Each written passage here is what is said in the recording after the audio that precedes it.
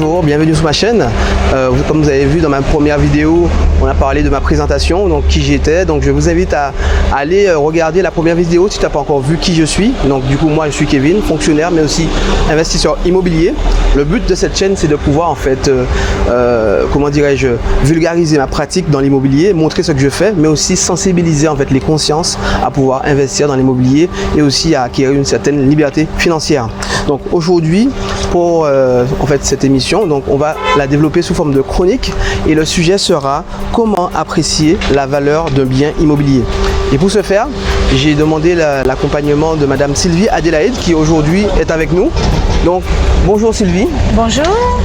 Et donc du coup Sylvie, je te propose de te présenter pour pouvoir voilà, te faire connaître pour ceux qui ne te connaissent pas. Bonjour à tous. Donc je suis Sylvie Adélaïde, je suis architecte urbaniste et je suis très investie dans la valorisation du patrimoine et l'éco-citoyenneté. Voilà, parce que je pense qu'on a tous notre part à jouer dans l'amélioration de notre société.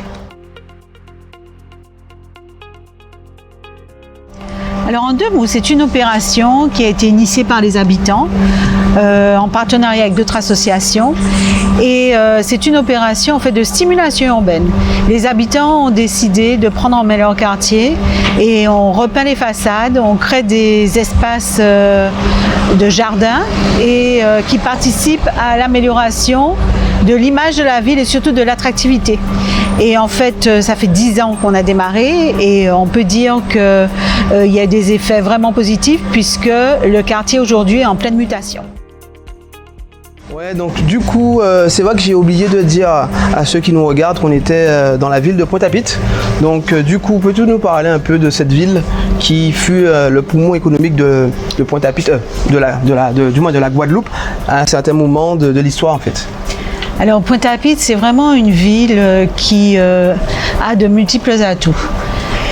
C'est une ville-centre, donc tout se passe à Pointe-à-Pitre et tout converge, toutes les activités, que ce soit les activités culturelles, sportives, et il y a beaucoup d'espaces maintenant qui accueillent des animations, mais également autour de la vie économique. Donc c'est vraiment une ville qui, par sa centralité, est très importante.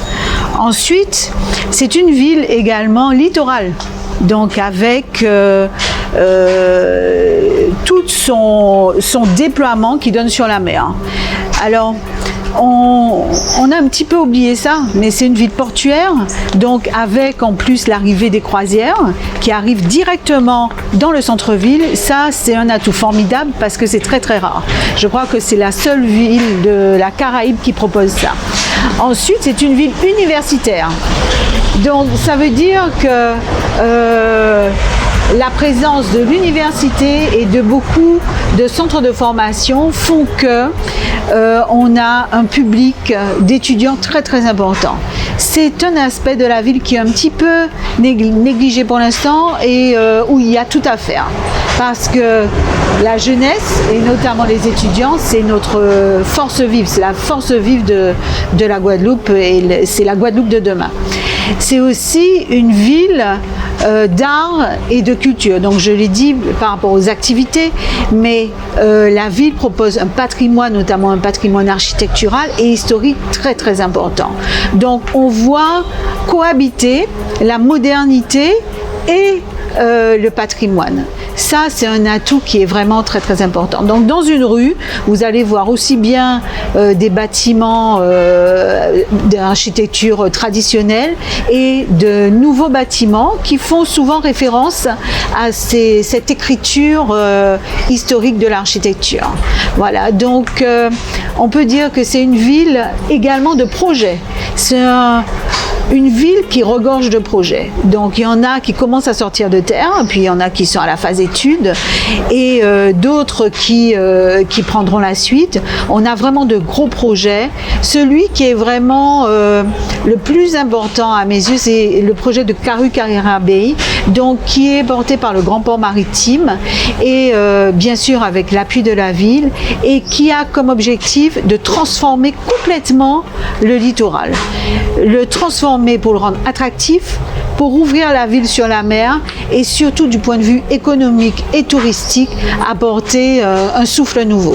On a également le projet du TCSP, donc transport en site propre, qui va du point de vue desserte de la ville apporter énormément de plus. Ça veut dire que la ville sera beaucoup plus accessible.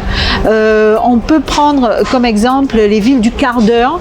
Ça veut dire que quelqu'un qui habite ou qui travaille à Pointe-à-Pitre doit prendre un quart d'heure ou par le transport en commun ou à pied pour accéder aux services, au commerce et tous les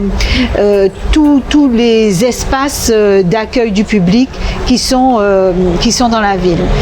Donc on a sur ça énormément de projets d'amélioration des espaces publics portés par la ville, mais surtout on a également énormément de projets portés par les privés, parce que les privés ont bien senti que la ville bougeait. Et actuellement, c'est une ville où il est très très intéressant d'investir. Donc tu vois Sylvie, moi tu vois en tant qu'investisseur immobilier, quand je viens dans une ville, j'analyse beaucoup l'environnement. Donc l'environnement, c'est comme tu l'as décrit là, un peu les projets de la ville. Par exemple, tu as parlé du TCSP. Ce sont des infrastructures qui vont ramener en fait de la vie, de l'énergie, mais aussi de la mobilité dans la ville. Et moi, ça m'intéresse fortement en tant qu'investisseur immobilier en me disant que voilà, je sais que si j'investis ici, ça sera accessible pour mes locataires et ça sera aussi voilà, accessible tout simplement. Donc du coup là, on va voir un peu la spécificité de cette ville-là, parce que ici, ce que j'aime bien, c'est que ça garde un peu un style, pas colonial, c'est pas le bon mot, mais il y a un style particulier. Donc, est-ce que tu pourrais nous parler un peu du style architectural de la ville en fait? Regarde, ici par exemple, c'est très joli en fait. Donc là, c'est un très bel exemple. Donc c'est un tronçon de rue donc qui est occupé par plusieurs maisons de type traditionnel. Voilà, traditionnel. Donc on retrouve l'écriture architecturale de l'époque avec des caractéristiques très spécifiques qui permettent à ces bâtiments d'abord de durer dans le temps et de proposer des fonctions qui permettent une très belle habitabilité.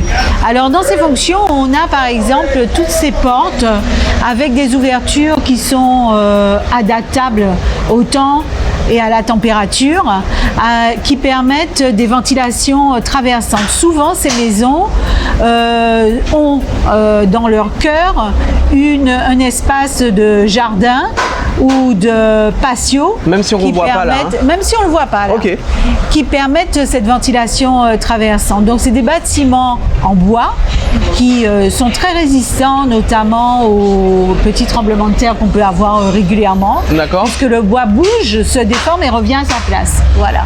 Et c'est des maisons qui ont été construites avec des techniques très résistantes qui leur permettent donc de résister notamment aux cyclones. Ok. Voilà. Donc genre, si moi en tant qu'investisseur immobilier, je souhaite investir dans ce type de bien, techniquement, tu me conseilles, je peux y aller facilement ou tranquillement, quoi, sans crainte particulière. Voilà. Alors, il faut quand même faire attention parce que parfois, ces bâtiments ont souffert, le bois a souffert, surtout s'il a pris l'eau et l'humidité. Ouais. Mais donc, il faut y aller avec un expert qui vous dira dans quel état est le bâtiment et pourra estimer les travaux de remise en état.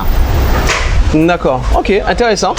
Et du coup, si on a fait un point important, notamment dans, tu sais, moi quand, pas moi simplement, mais quand en tant qu'investisseur on achète un bien, on s'intéresse à l'environnement et l'environnement joue pour beaucoup sur la valeur d'un bien. Donc, quel lien peux-tu nous faire entre environnement et valeur d'un bien immobilier en fait? Alors l'environnement et la situation d'un bien a un impact très très important sur sa valeur. Alors, un même bâtiment qui est situé à deux endroits différents n'aura pas la même valeur. Genre par exemple un bâtiment ici aux Champs-Élysées, même si c'est le même bâtiment, il aura deux valeurs différentes. Eh ben voilà.